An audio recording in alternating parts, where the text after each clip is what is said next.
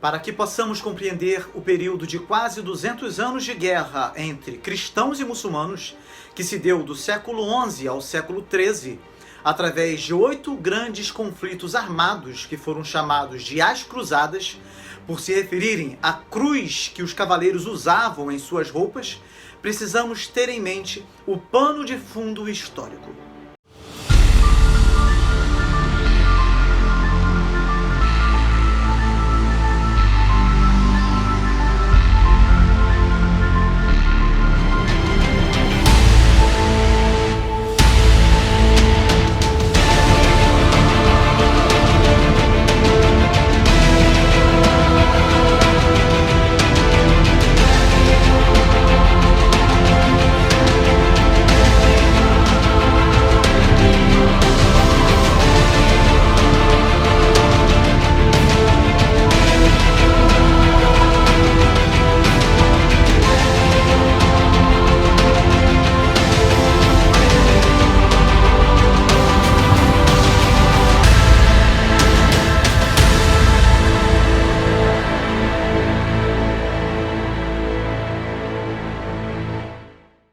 Desde o século IV, as peregrinações até a Terra Santa tinham ficado cada vez mais populares.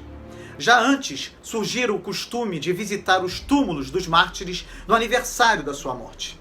Agora, o Império era cristão e era possível fazer peregrinações mais longas até a Terra Santa, ou Roma, onde descansavam os restos mortais de São Pedro e São Paulo. A mãe de Constantino, Helena, creu ter descoberto em Jerusalém os restos da Vera Cruz. Esta descoberta e as basílicas que ela e vários imperadores mandaram construir aumentaram a fascinação dos cristãos pela Terra Santa. Ao mesmo tempo, vários dos gigantes da fé, cujas histórias já foram retratadas nesta série, procuraram ensinar ao povo cristão que as peregrinações até a Terra Santa não eram algo essencial para o desenvolvimento de uma verdadeira espiritualidade e que, em muitos casos, acabava tratando-se apenas de uma superstição e que, em todo caso, havia mais mérito em ficar em casa e fazer o bem do que marchar até algum distante lugar por motivos religiosos. Apesar desta oposição, com o passar do tempo, as peregrinações ficaram cada vez mais populares. Não demorou e elas foram consideradas como uma forma de penitência adequada para certos pecados. Em alguns documentos do século VII, as peregrinações estão incluídas entre as penitências que é lícito impor a um pecador.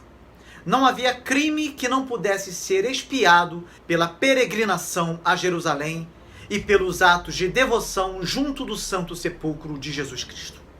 Mesmo havendo outros lugares de peregrinação, o de maior prestígio, tanto pela distância como por sua importância histórica, naturalmente era a Terra Santa.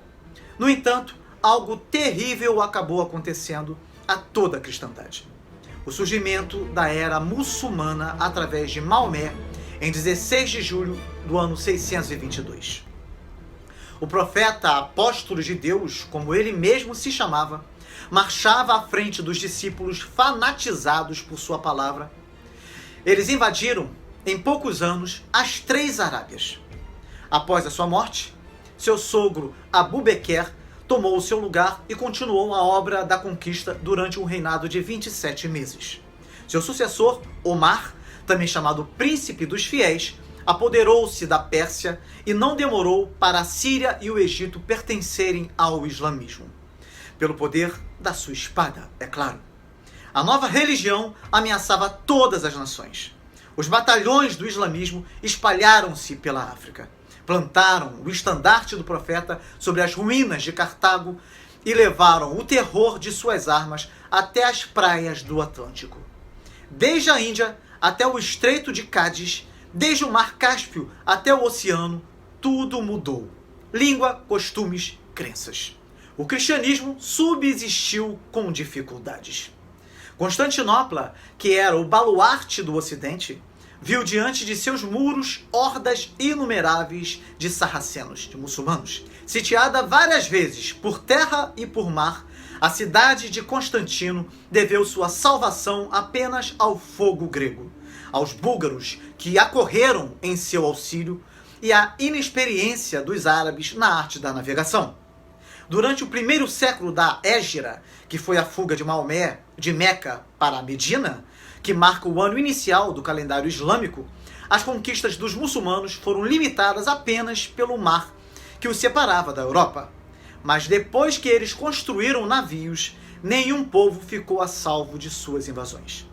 Eles devastaram as ilhas do Mediterrâneo, as costas da Itália e da Grécia, se tornaram os senhores da Espanha, onde derrubaram a monarquia dos godos, aproveitaram-se da fraqueza dos filhos de Clovis para penetrar nas províncias meridionais da Gália e só foram detidos em sua marcha terrível pela vitória de Carlos Martel. Depois das primeiras conquistas dos sarracenos, suas vistas se fixaram, por primeiro, em Jerusalém. Segundo a fé dos muçulmanos, Maomé tinha honrado com sua presença a cidade de Davi e de Salomão. De lá, ele partira para subir ao céu na sua viagem noturna. Os sarracenos, muçulmanos, consideravam Jerusalém como a casa de Deus, como a cidade dos santos e dos milagres. Dois substitutos de Omar, Anrou e Serdil, sitiaram a cidade santa, que se defendeu corajosamente durante 4 meses. Todos os dias, os sarracenos davam assaltos, repetindo essas palavras do Corão: "Entremos na terra santa que Deus nos prometeu." Os cristãos, em sua longa resistência, aguardavam socorro de Heráclio, mas o imperador de Bizâncio nada ousou empreender para salvar Jerusalém. O califa Omar veio ele mesmo à Palestina receber as chaves e a submissão da cidade conquistada. Os cristãos tiveram a dor ingente de ver a igreja do Santo Sepulcro profanada pela presença do chefe dos infiéis. O patriarca Sofrônio, que acompanhou o califa, não pôde deixar de repetir estas palavras de Daniel: "A abominação da desolação está no lugar santo." Jerusalém estava imersa no luto. Uma grande, magnífica mesquita, que o viajante pode encontrar ainda hoje, foi construída pelo califa Omar, no lugar onde se havia erguido o Templo de Salomão. O aspecto do edifício consagrado ao culto dos infiéis, e que podia conter 3.000 pessoas, aumentava a aflição dos cristãos. A história narra que o patriarca Sofrônio não pôde suportar a vista dessas profanações e morreu de desespero. Após a morte de Omar, os cristãos sofreram muito mais. Eles foram expulsos de suas casas, insultados em seus santuários, aumentaram os tributos que eles deviam pagar aos novos senhores da Palestina. Eles eram proibidos de usar armas, montar a cavalo. Eles tinham que usar um cinto de couro como sinal de sua escravidão. E até mesmo o uso da língua árabe foi proibido aos cristãos, porque era a língua do Alcorão. De qualquer forma, a invasão muçulmana não havia interrompido as peregrinações. Com o tempo, os califas de Bagdá, enervados pelo luxo e corrompidos por uma longa prosperidade, abandonaram os cuidados do império, encerraram-se em seus haréns e pareceram não se reservar outro direito que o de serem citados nas orações públicas. A situação foi piorando e o poder espiritual também foi dividido. O islamismo teve, ao mesmo tempo, 5 califas que tomaram o título de governadores dos crentes e vigários de Maomé. Os gregos procuraram aproveitar-se das divisões e do declínio dos sarracenos, dos muçulmanos. Nicéforo Focas pôs-se em campo à frente de um poderoso exército e retomou Antioquia dos muçulmanos. Porém, sem o apoio que necessitava, Nicéforo não pôde continuar suas vitórias contra os muçulmanos e, como consequência, os cristãos da Palestina foram perseguidos. O patriarca de Jerusalém, acusado de estar de entendimento com os gregos, morreu na fogueira e várias igrejas da Cidade Santa foram incendiadas. Uma nova guerra contra os muçulmanos se acendeu sob o comando de Zimicés, que sucedeu Nicéforo após a sua morte. Isso aconteceu mais de 100 anos antes das Cruzadas. Assim como aconteceu na época das Cruzadas, os povos do Ocidente apoiaram esta guerra. Os venezianos, que tinham estendido seu comércio até o Oriente, proibiram sob pena de morte ou de uma multa de 100 libras de ouro que se mandasse aos muçulmanos da África e da Ásia ferro, madeira ou qualquer espécie de armas. Os cristãos da Síria e vários príncipes armênios reuniram-se sob a bandeira de Zimicés, que se pôs em campo e levou a guerra ao território dos sarracenos. Reinava então grande confusão entre as potências muçulmanas, dinastias sucediam-se com tanta rapidez que a história mal pôde conhecer que príncipe governava Jerusalém. Depois de ter vencido os muçulmanos nas margens do Tigre e forçado o califa de Bagdá a pagar um tributo aos sucessores de Constantino, Zimicés avançou para a Síria, apoderou-se de Damasco e, atravessando o Líbano, submeteu todas as cidades da Judéia. Numa carta que esse príncipe escreveu então ao rei da Armênia, ele lastima que os eventos da guerra não lhe tenham permitido ver a cidade santa, que tinha sido libertada da presença dos infiéis e a qual ele havia mandado uma guarnição cristã. Isso mesmo, Jerusalém havia sido libertada das mãos dos muçulmanos. Porém, algo inesperado aconteceu. Zimicés desejava libertar todas as províncias da Síria e do Egito quando morreu envenenado. Sua morte foi a salvação do islamismo, que retomou em toda parte o seu império. Os gregos, levando a outros lugares a sua atenção, esqueceram-se das conquistas. Jerusalém e todos os países arrancados do jugo dos sarracenos caíram então em poder dos califas fatimitas que se haviam estabelecido nas margens do Nilo e que se aproveitavam da desordem lançada entre as potências do Oriente para estender seus domínios. Daí em diante, os cristãos passaram por momentos de paz e desespero, tranquilidade e perseguição, dependendo do califa fatimita que estivesse reinando. O sangue dos cristãos correu em todas as cidades do Egito e da Síria. Sua coragem no meio dos tormentos só fazia aumentar o ódio de seus perseguidores. As queixas que lhes escapavam em sua miséria, as orações que eles dirigiam a Jesus Cristo para obter o fim de seus males, eram consideradas como uma revolta e castigadas como o mais culpado dos atentados. Gerberto de Aurillac, que foi papa sob o nome de Silvestre II, tinha visto os males que estavam sendo feitos aos fiéis numa peregrinação que ele fez a Jerusalém. Quando ele regressou de Jerusalém, ele incitou os povos do Ocidente a tomar as armas contra os muçulmanos. Os pisanos, os genoveses e o rei de Arles, Bozon, empreenderam uma expedição marítima contra os sarracenos e fizeram uma excursão até as costas da Síria. Essas hostilidades e o número dos peregrinos, que cada dia crescia mais, podiam dar justas desconfianças aos senhores do Oriente. Os muçulmanos, alarmados pelas sinistras predições e pelas imprudentes ameaças dos cristãos, só viam inimigos nos discípulos de Cristo.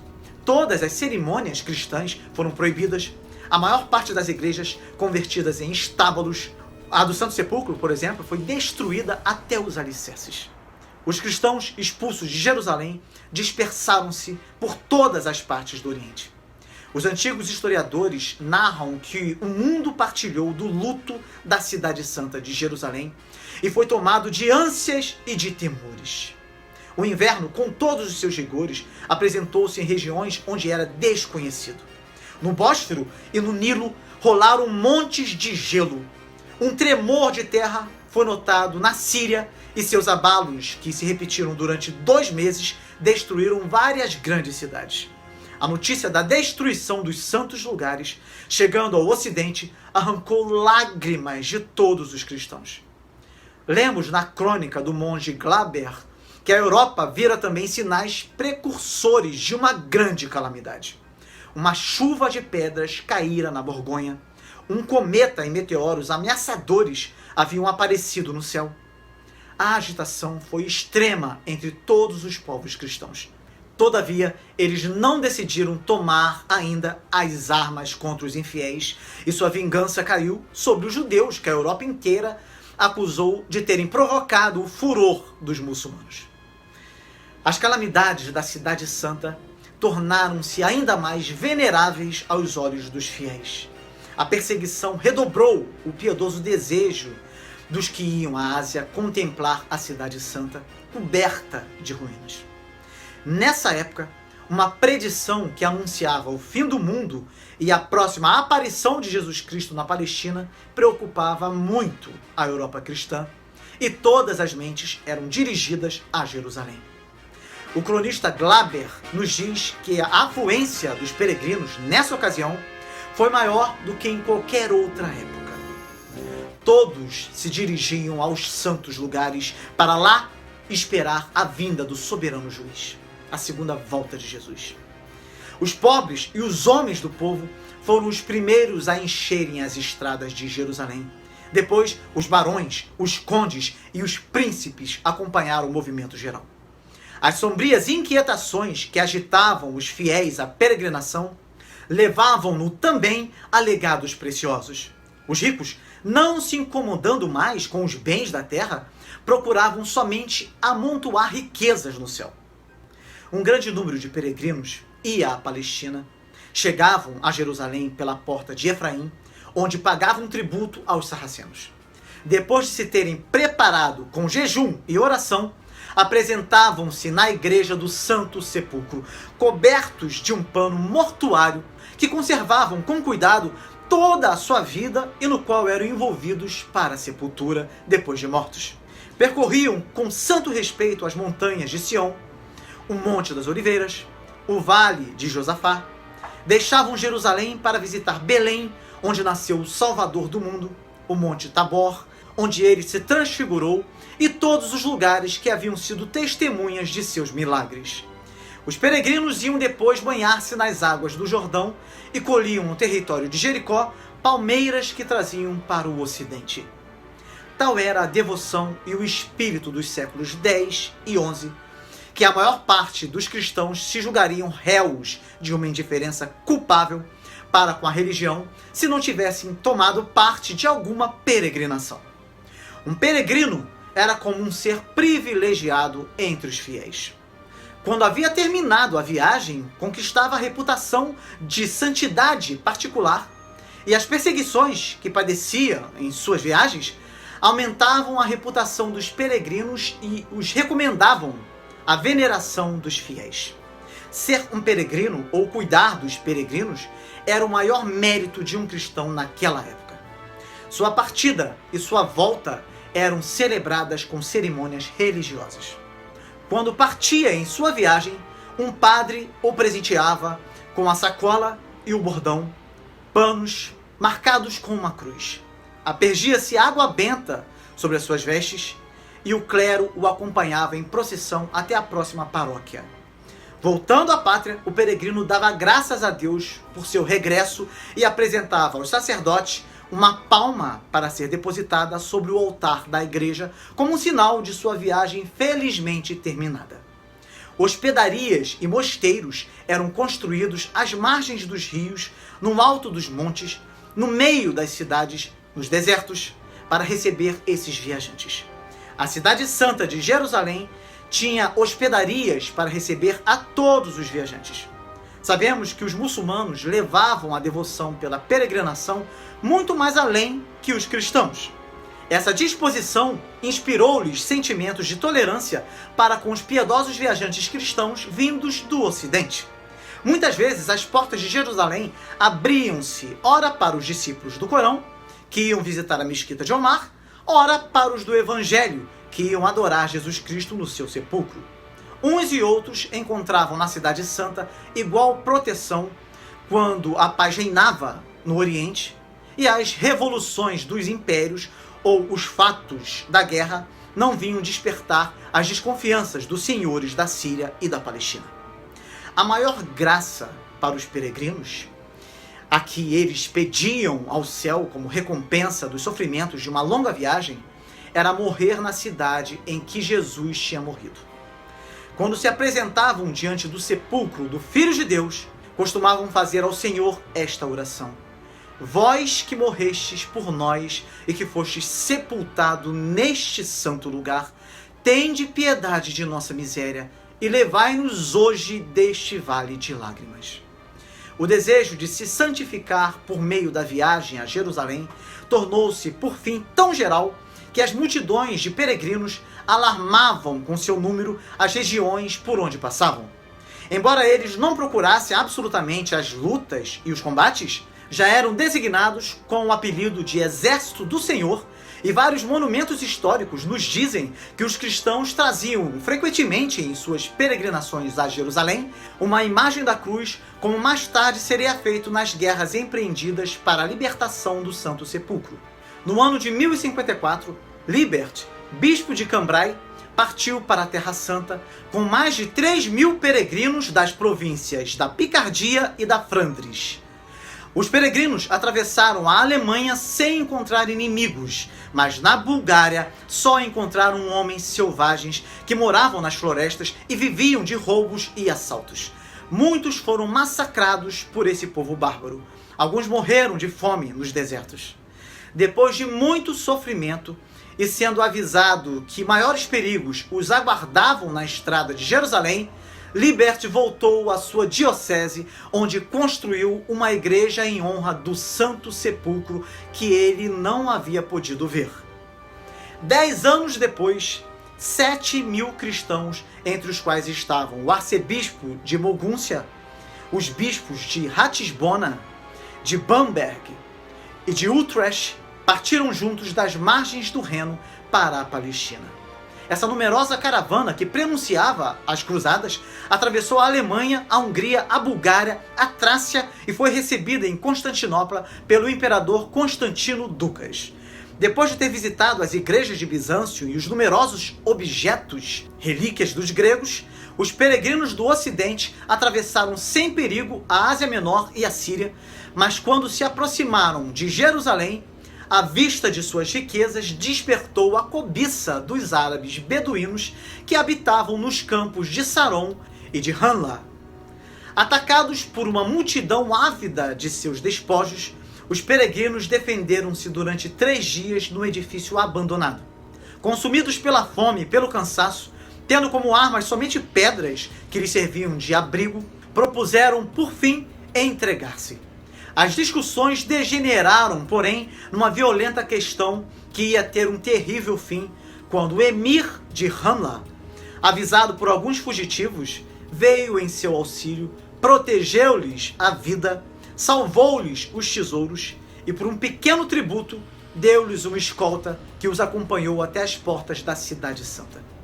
Eles foram conduzidos à Igreja do Santo Sepulcro, visitaram o Monte Sião, o Monte das Oliveiras, o Vale de Josafá, mas não puderam visitar as margens do Jordão e os lugares mais célebres da Judéia, expostos então às incursões dos árabes.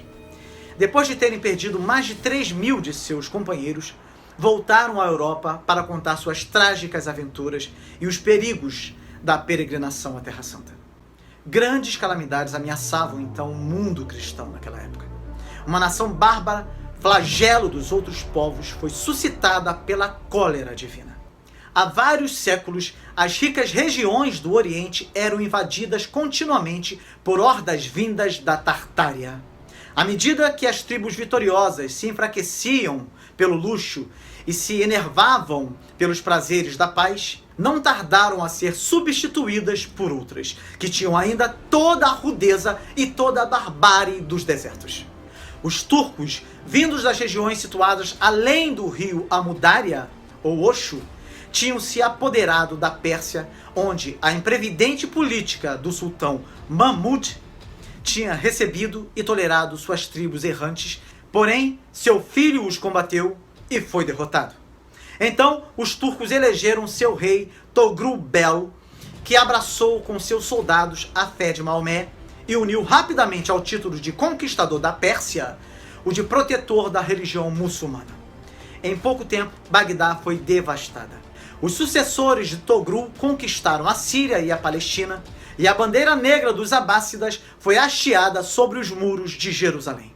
A guarnição egípcia foi massacrada, as mesquitas e as igrejas foram entregues ao saque, Jerusalém nadou no sangue dos cristãos e dos muçulmanos. Quando os peregrinos da Igreja Latina, depois de terem atravessado regiões inimigas e corrido 1000 perigos, chegavam à Palestina, as portas da Cidade Santa só se abriam para os que podiam pagar uma moeda de ouro, e como a maior parte era pobre e já havia sido roubada durante a viagem, eles vagavam miseravelmente em redor daquela Jerusalém pela qual tudo haviam deixado. O maior número deles morria de sede, de fome, de nudez ou pela espada dos bárbaros. Os que conseguiam entrar na cidade não estavam a salvo dos maiores perigos. As ameaças e os ultrajes sangrentos dos muçulmanos perseguiram-nos até o Calvário, o Monte Sião e a todos os lugares que eles iam visitar. Quando estavam reunidos nas igrejas com seus irmãos da Cidade Santa, uma multidão furiosa vinha interromper com seus clamores o ofício divino. Espezinhava os vasos sagrados, subia nos altares, ofendia e batia no clero, que estava revestido de paramentos pontificais e das túnicas dos levitas. Quanto mais o povo fiel mostrava fervor na sua devoção e nas suas preces, mais os muçulmanos duplicavam sua violência. O excesso de sua barbárie se patenteava especialmente na ocasião das festas solenes, e todos os anos os dias mais festejados na igreja cristã, o dia do nascimento do Salvador do mundo, o dia de sua morte e de sua ressurreição, eram marcados pela perseguição e pela morte de seus discípulos. A Ásia Menor também foi conquistada e os turcos se apoderaram de todas as províncias que os peregrinos do Ocidente atravessavam para chegar a Jerusalém. Essas regiões onde os apóstolos do Evangelho tinham começado a fazer ouvir a sua voz, onde a religião cristã tinha lançado seus primeiros clarões, a maior parte das cidades gregas, cujos nomes se tinham gloriosamente misturado aos anais da igreja nascente, tinham sofrido o jugo dos infiéis. O estandarte do profeta de Meca estava desfraldado nos muros de Edessa, de Icônio, de Tarso, de Antioquia. Nicéia tinha se tornado a sede de um império muçulmano. Insultava-se a divindade de Jesus Cristo naquela cidade, onde o primeiro concílio ecumênico o tinha declarado artigo de fé, o concílio de Nicéia. O pudor das virgens tinha sido imolado à brutalidade dos vencedores. Milhares de crianças haviam sido circuncidadas. E em toda parte, o Corão substituía as leis da Grécia e do Evangelho. As tendas negras ou brancas dos turcos cobriam as planícies e os montes da Bitínia e da Capadócia, e seus rebanhos erravam por entre as ruínas dos monteiros e das igrejas. No Oriente não havia um povo que sobrepujasse os turcos na arte de guiar um cavalo e de atirar um dardo. Enquanto o Império do Oriente tocava assim o seu declínio e parecia minado pelo tempo e pela corrupção, o Ocidente estava na infância das sociedades. Nada mais restava do Império e das leis de Carlos Magno. Os povos já quase não tinham relações entre si e só se aproximavam com o ferro e a espada na mão. A igreja, a realeza, as nações, os reinos, tudo estava misturado e confundido. Nenhum poder era bastante forte para deter o progresso da anarquia e os abusos do feudalismo.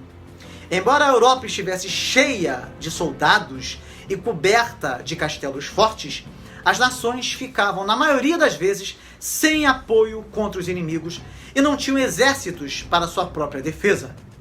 10 anos antes da invasão da Ásia Menor pelos turcos, Miguel Ducas, sucessor de Romano Diógenes, tinha implorado o socorro do Papa e dos príncipes do Ocidente. Ele tinha prometido fazer cair todas as barreiras que separaram a igreja grega da romana, se então os latinos tomassem as armas contra os infiéis. Como já vimos recentemente nesta série, o Papa Gregório VII desejava estender o império da religião e o poder da Santa Sé no Oriente e decidiu acolher as súplicas de Miguel Ducas. Ele exortou os fiéis a tomar as armas contra os muçulmanos e os induziu a conduzi-los ele mesmo à Ásia.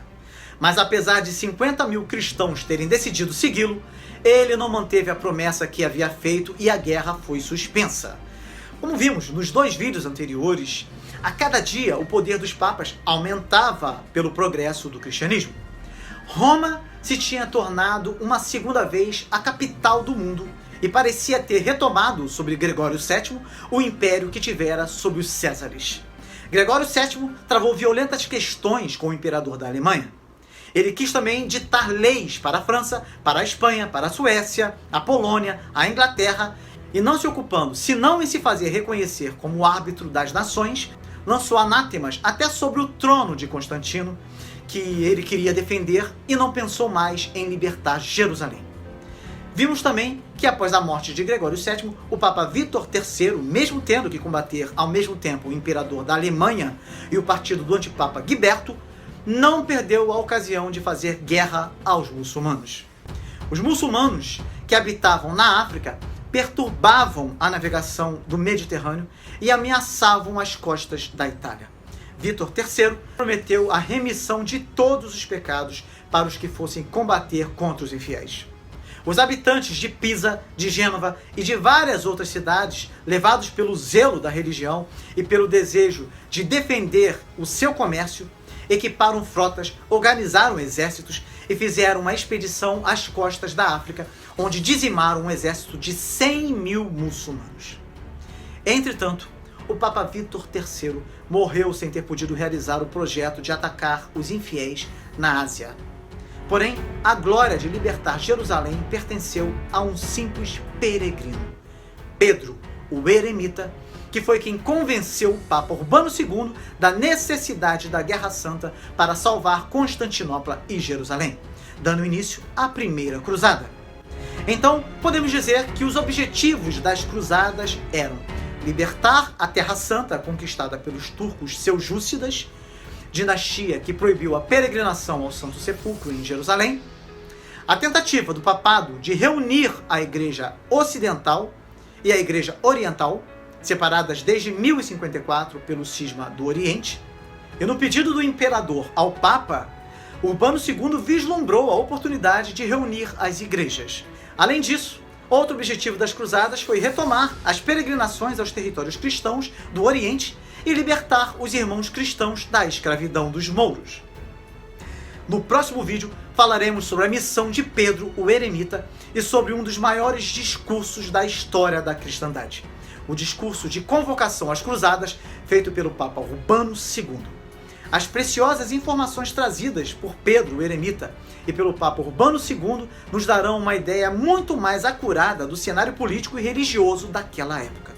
São pérolas de grande valor que ainda têm o poder de nos levar às lágrimas. Diga o que você achou desse vídeo, tá? O seu comentário é muito importante. Se você acha que esse conteúdo é relevante e deseja contribuir com esse ministério, é só fazer um Pix de qualquer valor usando o QR Code que está aparecendo agora na tela ou o código Pix colocado na descrição desse vídeo também. Aproveite o conteúdo oferecido gratuitamente aqui no canal A Bíblia Toda. Isso vai te ajudar muito em sua caminhada cristã e pode fazer o mesmo por outras pessoas se você divulgar esse canal compartilhando os nossos vídeos. Que Deus te abençoe muito e até o próximo vídeo com a graça de Deus.